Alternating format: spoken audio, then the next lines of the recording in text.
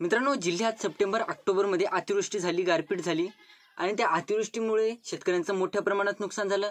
मग नुकसानीची भरपाई मिळावी म्हणून शेतकऱ्यांतर्फे किंवा इतर संघटनांतर्फे प्रयत्न सुरू झाले आणि एकंदरीत शेतकऱ्यांची जी याद्या होत्या त्या याद्या पोर्टलवर अपलोड झाल्या. VK नंबर वगैरे शेतकऱ्यांचे जाहीर झाले आणि शेतकऱ्यांनी EKYC केल्या. EKYC केल्याच्या नंतर 2 ते 3 महिन्याचा कालावधी लुटला, परंतु अद्यापही या रकमा शेतकऱ्यांच्या खात्यावर वितरित झाल्या नाही. मग शेतकऱ्यांना प्रश्न पडले की बाबा, आमच्या EKYC होऊन जवळपास 2 ते 3 महिन्याचा कालावधी लुटलेला आहे, अद्यापही आमच्या खात्यावर या रकमा वितरित का नाही झाल्या. शेतकरी भोळे बाबडे आपले वाट बघत आहेत की बाबा आज रकमा येतील, उद्या रकमा येतील, या जिल्ह्याची वाटप झाली, त्या जिल्ह्याची वाटप झाली, परंतु आमच्या जिल्ह्यातील शेतकऱ्यांनी काय पाप केलं असे शेतकऱ्यांना प्रश्न पडलेले. परंतु मित्रांनो, हा सगळा प्रकार उघडकीस आलाय, तर तो जिल्हा कोणता आहे त्याविषयीची सविस्तर माहिती आपण आजच्या व्हिडिओमध्ये बघणार आहोत. तत्पूर्वी जर चॅनलवर नवीन असाल तर सबस्क्राईब करायला विसरत जाऊ नका आणि समोरील बेल आयकन बटन दाबायला सुद्धा विसरत जाऊ नका. तर नमस्कार मित्रांनो, मी राज सुरेत्र, स्वागत आहे कृषी मॅन यूट्यूब चॅनलमध्ये. मित्रांनो, एकंदरीत बघायचं झालं तर कृषी मंत्री, महान ग्रेट कृषी मंत्री आपले जे माणिकराव कोकाटे आहेत, त्यांची जीभ अशी पळती किंवा जेव्हा शेतकऱ्यांच्या विरोधात बोलायचं असतं, शेतकऱ्यांची अवकात काढायची असती. परंतु मित्रांनो, समोर आला जो जालना जिल्ह्यातील सर्वात मोठा घोटाळा. शेतकरी बिचारे आपले जालना जिल्ह्यातील अंबड तालुक्यातील म्हणा, त्यानंतर घनसावंगी म्हणा, आपले विचारे शेतकरी वाट बघत होते की आमचे EKYC झालेले आहेत आणि आज ना उद्या आमच्या खात्यावर या रकमा वितरित होतील. परंतु झालं काय? झालं, हा जे कृषी सहाय्यक आहेत, तलाठी आहेत, त्यानंतर ग्रामसेवक आहे, यांनी केला मोठा सध्या घोटाळा. घोटाळा त्यांचा झाकलेला नाही, उघडकीस आला. उघडकीस आला म्हणजे 50 कोटी रुपयांचा त्यांनी घोटाळा केलेला आहे आणि बिचारे शेतकऱ्यांची त्यांनी जे सगळी रक्कम आहे EKYC केलेली आहे शेतकऱ्यांची, अखेर त्या रकमेवर त्यांनी डल्ला मारलेला आहे. आणि शेतकरी बिचारे वाट बघत होते जालना जिल्ह्यातील की आमच्या EKYCच्या, म्हणजे कोणत्या पण यूट्यूबच्या चॅनलवर जायचं, तिथे काही माहिती दिसली की तिथे म्हणायचं बाबा जालना जिल्ह्यातील EKYC केलेल्या शेतकऱ्यांच्या रकमा वितरित झाल्या नाही. भोळे बाबडे शेतकरी आपले कमेंट करतात, इकडे तिकडे जातात, यांच्याकडून माहिती मिळेल का, त्यांच्याकडून माहिती मिळेल का बघतात. परंतु मित्रांनो, जालना जिल्ह्यातील शेतकऱ्यांना अत्यंत मोठा धोका मिळालेला आहे.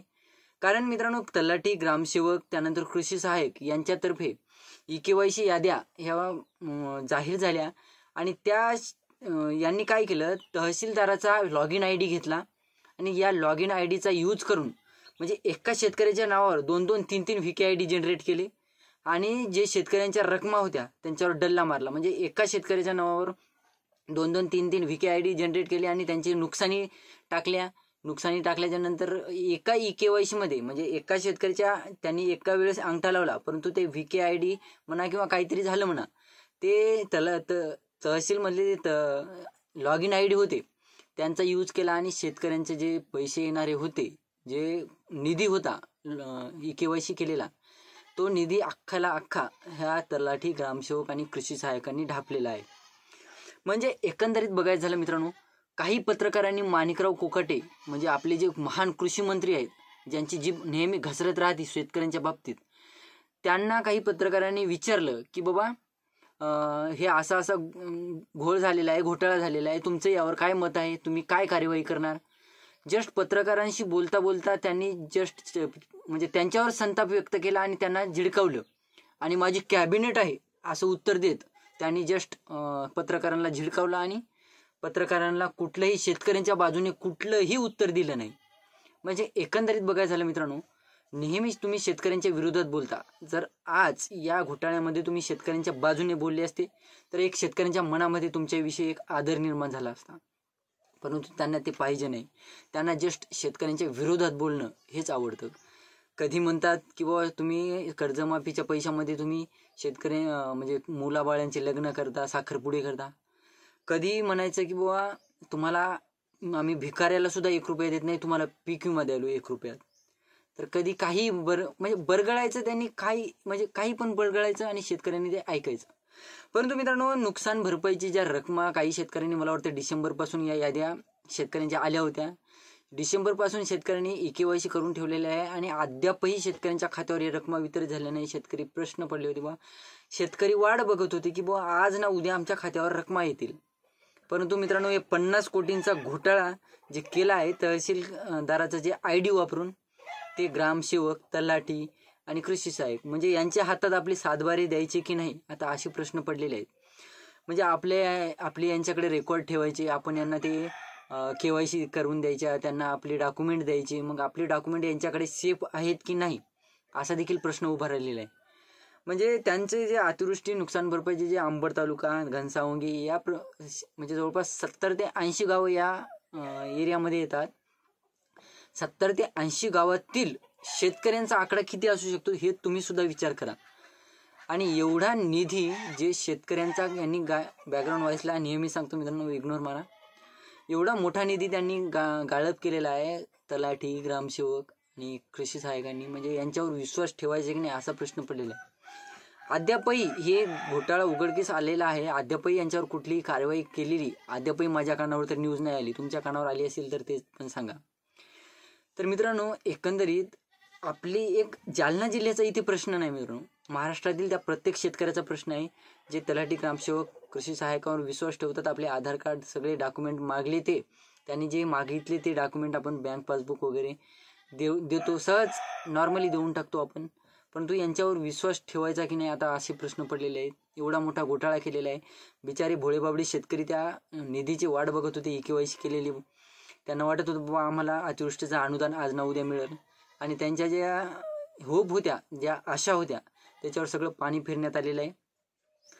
भेटतील ते घोटाळा केलेली रक्कम भेटेल, परंतु मित्रांनो कधी, जेव्हा मिळायची तेव्हा नाही, नंतर कधी मिळणार. आता हे घोटाळा उघडकीस झाला, याच्यावर कारवाई होणार. कारवाई झाल्याच्या नंतर काहीतरी निर्णय होणार, आणि निर्णय झाल्याच्या नंतर हे शेतकऱ्यांच्या खात्यावर वितरित होणार रकमा.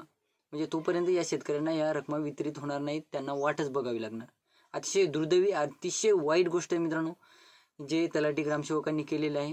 हे म्हणजे शेतकऱ्यांना म्हणजे हे लोक काय करत आहेत, जे सरकार आहे ते शेतकऱ्यांना एक भिकाऱ्याचा दर्जा देत आहे.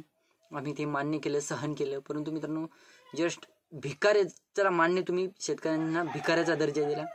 मग तुम्ही भिकाऱ्याचा दर्जा दिला, मग भिकाऱ्याचे पैसे सुद्धा तुम्हाला म्हणजे बस होईना. तुम्ही भिकाऱ्याच्या पैशावर सुद्धा डल्ला मारत आहात, म्हणजे तुमची किती कमाल आहे. एकीकडे तुम्ही भिकाऱ्यासोबत कंपॅरिझन करत आहात शेतकऱ्यांचं, आणि तुम्ही त्यांच्याच पैशावर डल्ला मारत आहात. म्हणजे तुम्ही भिकारी की शेतकरी भिकारी, हा प्रश्न तुमच्या मनामध्ये एक उभा राहायला पाहिजे होता. किंवा आम्ही जर भिकारी समजत असेल शेतकऱ्यांना, तर आम्ही त्यांच्या पैशावर डल्ला मारत आहोत, म्हणजे त्यांच्यापेक्षा आम्ही किती भिकारी, असा प्रश्न तुम्हाला एकंदरीत लाज वाटायला पाहिजे होती. यांना, या तलाठींना, ग्रामसेवकांना, कृषी सहाय्यकांना, त्यांना एक मनामध्ये लाज वाटायला पाहिजे होती की आम्ही या शेतकऱ्यांना, भोळ्या बाबड्या शेतकऱ्यांचा कष्ट करतात, शेतकरी घाम गाळतात दिवस रात्र शेतामध्ये, आणि यांच्या पैशावर आम्ही डल्ला कसा मारायचा, असा त्यांना एक डोक्यात विचार यायला पाहिजे होता.